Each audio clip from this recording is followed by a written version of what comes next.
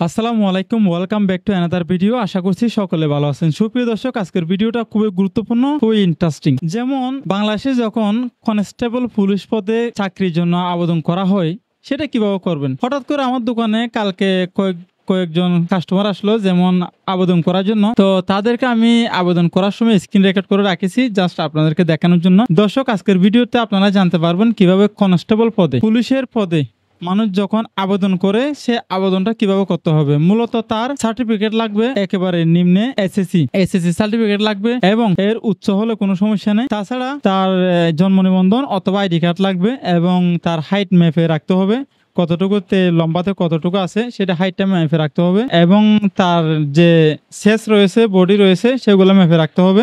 একটা সোশ্যাল একটি মোবাইল নম্বর তার রাখতে হবে।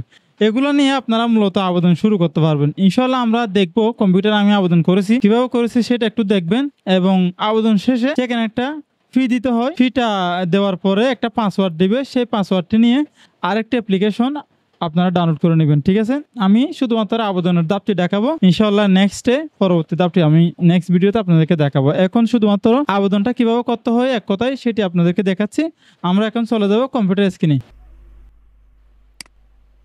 গাইস, আমরা চলে আসলাম কম্পিউটার স্ক্রিনে। কম্পিউটার স্ক্রিনে আসার পরে এখানে সার্চ করব পুলিশ অ্যাপ্লিকেশন। পুলিশ অ্যাপ্লিকেশনে সার্চ করলে সরাসরি সর্বপ্রথমে যে ওয়েবসাইটটা আসবে আমরা সেখানে ক্লিক করব। সেখানে ক্লিক করার পরে হবে এবং প্রথম অপশনটি ক্লিক করলে হবে। এটা ক্লিক করার পরে দর্শক আমাদের সামনে এরকম একটি ইন্টারফেস শুরু হবে। নিচে দেখতে পাচ্ছেন অ্যাপ্লিকেশন।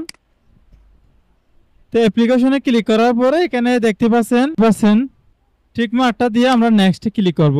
নেক্সটে ক্লিক করার পরে সরাসরি আমাদের যে ওয়েবসাইটটি রয়েছে সেটি যে বক্সটি রয়েছে সেটি চলে আসবে। এটি হচ্ছে ফর্ম আর কি। এই ফর্মটি ফিল আপ করে দেবো আমরা। ফিল আপ করার পরে সাবমিট করবো আর কি। এখানে সর্বপ্রথম দেখতে পাচ্ছেন অ্যাপ্লিকেশন নেম, তারপরে ফাদার্স নেম, মাদার্স নেম, অর্থাৎ নিজের নাম, তারপরে পিতার নাম এবং মাতার নাম দিয়ে তারপরে আমরা ডেট অফ বার্থটি সিলেক্ট করে দেবো। নিচে দেখতে পাচ্ছেন date of birth. Date of বার্থটি আমরা সিলেক্ট করে দিব।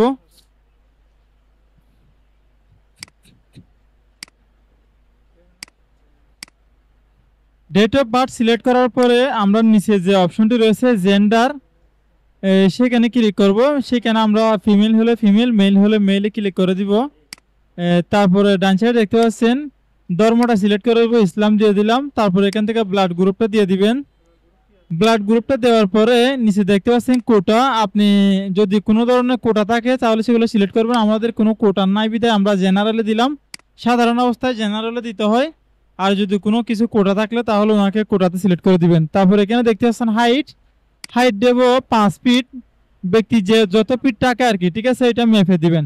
তারপর এখান থেকে আমরা ইঞ্চিতে দেব 5 ফিট 7 ইঞ্চি দিয়ে দেবো আর কি। কাস্টমারটি 5 ফিট 7 ইঞ্চিতে রয়েছে, তো উনি আমাকে বলছে 5 ফিট 7 ইঞ্চি দেওয়ার জন্য। আমি এখানে 7 ইঞ্চি দিয়ে দিলাম। তারপর এখানে দেখতে পাচ্ছেন সিলেক্ট অন। তো এখানে আমরা 53তে দিলাম আর কি। ওয়েট আর কি, এটা হচ্ছে কত কেজিতে রয়েছে, সে কত কেজি রয়েছে বর্তমানে তার ওজনটা আমরা এখানে দিয়ে দিলাম। দেওয়ার পরে নিচের দিকে চলে আসবো। নিচে আসার পরে শেষ মেজারমেন্ট সেটা সিলেক্ট করে দিব। এখানে নর্মাল আমরা 32/34 দেবো আর কি, ঠিক আছে। 32/34, 32 দিয়ে ডাইনে দিলাম 34। এটা দিলে সবচেয়ে বেটার হয়। এখানে পরীক্ষাতে আমরা পাস হওয়ার একটা সম্ভাবনা থাকে।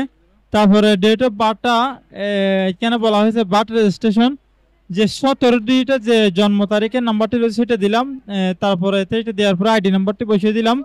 আইডি নাম্বারটি দেওয়ার পরে মেরিট স্ট্যাটাস দিয়ে দিলাম সিঙ্গেল। তারপর এখানে দেখতে পাচ্ছেন, তো আমরা এখান থেকে প্রেজেন্ট অ্যাড্রেসটা দিয়ে দেব। আজকে অতিবৃষ্টির কারণে আমাদের এখানে ভয়েস ওভারে একটু প্রবলেম হতে পারে। খুবই বৃষ্টি হচ্ছে, যার কারণে ভয়েস ওভারে একটু বাইরের নয়েজটা বেশি আসতেছে। তো দর্শক, এখানে আমরা কেয়ার অফ প্রেজেন্ট অ্যাড্রেসের মধ্যে কেয়ার অফ যে লেখাটা রয়েছে সেখানে পিতার নাম দেব। তারপরে ভিলেজ, টাউন এবং রোড এগুলোতে আমরা দেব আমাদের গ্রামের নাম দিয়ে, ইউনিয়ন দিয়ে, তারপরে বিভাগটা সিলেক্ট করে দিব। তারপরে এখান থেকে ডিস্ট্রিক্ট দিয়ে দেব। তারপরে নিচে দেব থানা। তারপরে আমরা এরপরে দেব পোস্ট অফিসের এতে দেব, পোস্ট অফিসের নাম দেব। তারপরে পোস্ট অফিসের কোড নাম্বার দেব। এখানে পোস্ট অফিসের কোড নাম্বারটা দেওয়ার পরে ডান সাইডে পার্মানেন্ট অ্যাড্রেসের মধ্যে আমরা টিক মার্ক দিয়ে দেবো। ঠিক আছে, এখানে লিখতে হবে না পার্মানেন্ট অ্যাড্রেস এবং প্রেজেন্ট অ্যাড্রেস সেম, যার কারণে আমরা পার্মানেন্ট অ্যাড্রেসের মধ্যে টিক মার্কটা দিয়ে দিলাম। টিক মার্কটা দেওয়ার পরে সেটা ঠিক আছে কিনা দেখবো। দেখার পরে একটু নিচের দিকে এসে মোবাইল নাম্বারের অপশন দেখতে পাচ্ছেন, সেখানে আমরা মোবাইল নাম্বারটি লিখে দেবো। মোবাইল নাম্বার যেন ভুল না হয়, যদি মোবাইল নাম্বার ভুল হয় তাহলে সমস্যা হতে পারে, যেমন সেখানে অনেক সময় মেসেজ আসবে এবং ওটিপি কোড আসবে। ঠিক আছে, আমাদের এখানে দুইবার মোবাইল নাম্বার নেওয়া হয়েছে। প্রথমে মোবাইল নাম্বারটি দেওয়ার পরে সে নাম্বারটা আবার কনফার্ম করেছে, কনফার্মও আমরা ক্লিক করে দিব। ঠিক আছে, মোবাইল নাম্বার ভুল হলে আপনারা এখানে ব্যর্থ হবেন। ঠিক আছে, সেই জন্য মোবাইল নাম্বারটি ভালো একটি মোবাইল নাম্বার দিয়ে আমরা 2-3 বার করে চেক করে নিব। তারপরে আমরা এখানে দেখতে পাচ্ছি একাডেমিক কোয়ালিফিকেশন। এখানে আমরা স্কুলের যে কলেজের আমাদের শিক্ষা প্রতিষ্ঠানের যে সার্টিফিকেটটি রয়েছে, সে এসএসসি দাখিল অথবা এসএসসি ইন্টার যে কোনো, ঠিক আছে, মোটামুটি এসএসসি নিচে হতে পারবে না। এসএসসি সার্টিফিকেট এখানে আমি দিয়ে দিলাম। যদি সেই আপনার কাস্টমার যদি এইচএসসি থাকে তাহলে এসএসসি দিয়ে দিবেন। তো আমি এখানে এসএসসি দিয়ে দিলাম। তার এক্সামিনেশন এবং বোর্ড, তারপরে roll number, registration number, result. এখানে দেখতে পাচ্ছেন রেজাল্ট সিলেক্ট। রেজাল্টের মধ্যে আমরা দিয়ে দেবো জিপিএ। জিপিএ দিয়ে ডান সাইডে সেই জিপিএ কত পেয়েছে পয়েন্ট সেটা এখানে তুলে দেবো। তারপর দর্শক গ্রুপ দেখতে পাচ্ছেন, এখান থেকে আমরা সেই যে গ্রুপে হোক না কেন সেটা এখানে সিলেক্ট করে দিব। আমি হিউম্যানিটিসে দিলাম। তারপরে পাসিং ইয়ারটা সিলেক্ট করে দিব। পাসিং ইয়ার সিলেক্ট করার পরে আমরা একেবারে আমাদের এই কাস্টমারের এইচএসসি সার্টিফিকেট নাই, এইচএসসি সার্টিফিকেট না থাকার কারণে আমি নিচের দিকে চলে আসবো। নিচের দিকে এসে এখানে স্কিল এক্সট্রা, ঠিক আছে, যদি এক্সটার্নাল কোনো স্কিল থেকে থাকে সেটা আমরা এখানে দিয়ে দেবো। সেই ব্যক্তির দেখতে পাচ্ছেন সেই ব্যক্তির কোনো এক্সপিরিয়েন্স নাই, আমি তারপরে আদার্স দিয়ে দিলাম। আদার্স দিয়ে এখানে যে ক্যাপচা কোডটি রয়েছে সেই ক্যাপচা কোডটি মিলিয়ে দেবো। ক্যাপচা কোডটি মিলানো হয়ে গেলে আমরা আরেকবার এই ডকুমেন্টসটি আমরা দেখে নেব, এই ফর্ম ফিল আপটি ভালোভাবে দেখে নেক্সটে ক্লিক করে দেবো। নেক্সটে ক্লিক করার পরে দ্বিতীয়বারে আমাদেরকে এভাবে শু করবে অ্যাপ্লিকেশন প্রিভিউ। অ্যাপ্লিকেশন প্রিভিউ ফর্মটি যখন আমাদের সামনে শু করাবে তারপর আমরা এটি দেখে নেব। এটি দেখে এখানে দেখতে পাচ্ছেন ফটো এবং সিগনেচার সিলেক্ট করতে বলেছে। দেখি আমার যে ফটোগুলো রয়েছে আমি সেই ফটোটা এখানে দিয়ে দেখব। দেখুন আমার ফটোটা এখানে হয় নাই। ফটোটা সাইজ করতে হবে 300x300, তারপরে সিগনেচার সাইজ করতে হবে 300x80। আমি ফটোটা রিসাইজ করার জন্য ফটোটা নিয়ে সরাসরি ফটোশপে চলে আসলাম। দর্শক ফটোশপে আসার পরে এখানে সেই ব্যক্তির যে উপরে দেখতে পাচ্ছেন হাই ফটোশপের যে সাইজ বার রয়েছে, সাইজ বার আমি এখানে 300x300 দিয়ে রেজুলেশন 300 দিয়ে দেখুন 300x300 দিয়েছি। তারপর পিক্সেল আর কি 300x300 পিক্সেলে দিয়ে রেজুলেশন 300 দিয়েছি। দেওয়ার পরে আমি ছবিটাকে ক্রপ করে নিলাম। ক্রপ করার পরে সেভে ক্লিক করলাম। সেভে ক্লিক করে আমি ছবিটাকে রাখলাম। রাখার পরে দেখি এখন ছবিটা আমি এই ডেস্কটপ থেকে আবারও ছবিটা দিয়ে দেখব ছবিটা হয় কিনা।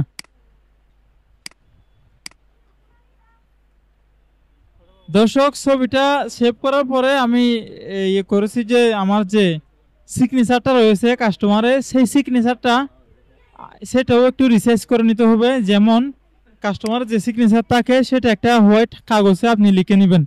লিখে নেওয়ার পরে কম্পিউটারে আমাদের যে প্রিন্টার অথবা স্ক্যানার রয়েছে সেই স্ক্যানার মাধ্যমে স্ক্যান করে নিব। 300x80 পিক্সেল দিব। 300x80 পিক্সেল দিয়ে আমি যে সিগনেচারটা রয়েছে সেটি ক্রপ করব। ঠিক আছে, তো এখানে 300x80 দিয়ে আমি এটা ক্রপ করে নিব। একটু ওয়েট করুন। দেখতে পাচ্ছেন এভাবে আমি স্ক্যান করেছি। স্ক্যান করার পরে ছবিটাকে দেখি ক্রপ করে দেখি ছবিটা একটু সোজা করতে পারতেছি না। এখন আমি কিবোর্ড থেকে Ctrl+A দিয়ে এবং কিবোর্ড থেকে Ctrl+T দিয়ে এভাবে করে এটাকে রোটেট করে নিব। রোটেট করে নিয়ে ইন্টার বাটনে ক্লিক করব। ইন্টার বাটনে ক্লিক করার পরে ছবিটাকে সিগনেচারটাকে আমি আবার ক্রপ করব। এখন একটু সোজা হয়েছে। তারপরে ইন্টারে ক্লিক করলাম। ক্লিক করার পরে এটা সেভে ক্লিক করলাম। সেভে ক্লিক করে এটা আমি জেপিজিতে সিলেক্ট করে সিগনেচারটা আমি জেপিজিতে দিয়ে তারপরে ওকে করে নিলাম। ওকে করে নেওয়ার পরে আমি এখন চলে যাব সার্ভারে। সার্ভারে আসার পরে প্রথমে ছবিটা দেব। দেখি ছবিটা হয় কিনা। দেখতে পাচ্ছেন ছবিটা হয় নাই। আমি এখন আবারও ছবিটা দিয়ে দেখব, দেখি ছবিটা আবারও নিচ্ছে না, কেন নিচ্ছে না সেটা একটু দেখব। এটা জেপিজি না থাকার কারণে ছবিটা নেয় নাই। দর্শক, আমার যে ছবিটা রয়েছে সেই ছবিটা পিএনজি আকারে ছিল। আমাকে ওখানে ওয়েবসাইটে বলা হয়েছে ছবিটা একটু মান কমিয়ে, ছবির এমবিটা একটু কমিয়ে দিব। ছবি এমবি কমানোর জন্য সেই বইতে ক্লিক করে এখানে জেপিজি লোতে দিলাম। তারপরে ছবিটা আমি জেপিজিতে সিলেক্ট করব। এখান থেকে ছবিটা জেপিজিতে আমি সিলেক্ট করে ছবি ডিলিট করে ফেলবো। হ্যাঁ, এখন হয়ে গেছে। দর্শক, আমার ছবিটা এখন জেপিজিতে, এক কথায় ছবিটা জেপিজিতে নেবেন এবং ছবির এমবি একটু কমিয়ে ফেলবেন। দর্শক, স্ক্রিনশটটা সরাসরি চলে আসলো, এটাও জেপিজিতে হয়েছে। পিএনজি এখানে পিএনজি এখানে সাপোর্ট করে না, সেই জন্য এসে এখানে দেখতে পাচ্ছেন এখানে একটা টিক মারা জায়গা আছে। টিক মারা জায়গাতে ক্লিক করে সাবমিট বাটনে ক্লিক করে দিলাম। সাবমিট অ্যাপ্লিকেশন এখানে ক্লিক করার পরে দেখুন এখন আমাকে বলছে ডাউনলোড করার জন্য। এখন প্রিন্ট কপিটা আমি সরাসরি ডাউনলোড করতে পারবো, ঠিক আছে। এখন আর কোনো ঝামেলা নেই। তো এখানে একটা এসএমএস এর একটা ঘর রয়েছে, আপনারা দেখতে পাচ্ছেন, এই যে এটা হচ্ছে এসএমএস। এখন এখানে পুলিশের যে ওয়েবসাইট রয়েছে সেখানে আমাদের প্রিন্ট কপিটা ডাউনলোড করে নিবে। একবার ডাউনলোড করার পরে আমরা এখানে কিভাবে এসএমএস করবেন সেটা এখানে লেখা রয়েছে, ঠিক আছে। নিচে দেখতে পাচ্ছেন এসএমএস করার অপশনটি লেখা হয়েছে। প্রিন্ট কপিটি প্রিন্ট করার পরে কাস্টমারকে আপনি বুঝিয়ে দিবেন যে এখানে এসএমএস করতে হবে। এসএমএস করে যে একটা টাকা ঢুকাতে হবে, 100 টাকা অথবা 50 টাকা একটা ফি দিতে হয়। সেই ফিটা দেওয়ার পরে আপনাদেরকে একটা পিন নাম্বার দিবেন। সেই পিন নাম্বার এবং আইডি নাম্বারটা, একটা আইডি নাম্বার একটা পিন নাম্বার আপনাদেরকে মোবাইলের এসএমএস এর মাধ্যমে দিবে। তো সেখান থেকে আপনি পিন নাম্বার এবং আইডি নাম্বারটি দিয়ে প্রিন্ট কপিটা ডাউনলোড করে নেবেন। দর্শক, আমি নেক্সট ভিডিওতে প্রিন্ট কপি কিভাবে ডাউনলোড করতে হয় সেটা আপনাদেরকে দেখাবো। আমরা এসএমএস করে অলরেডি আমি এসএমএস করে দিয়েছি কাস্টমারকে। তারপর আমি প্রিন্ট কপিটি ডাউনলোড করা দেখব। দর্শক, প্রিন্ট কপি কিভাবে ডাউনলোড করতে হবে সেটি দেখবো ইনশাল্লাহ। আমি নেক্সট পর্বতে প্রিন্ট কপি ডাউনলোড করে দেখাবো।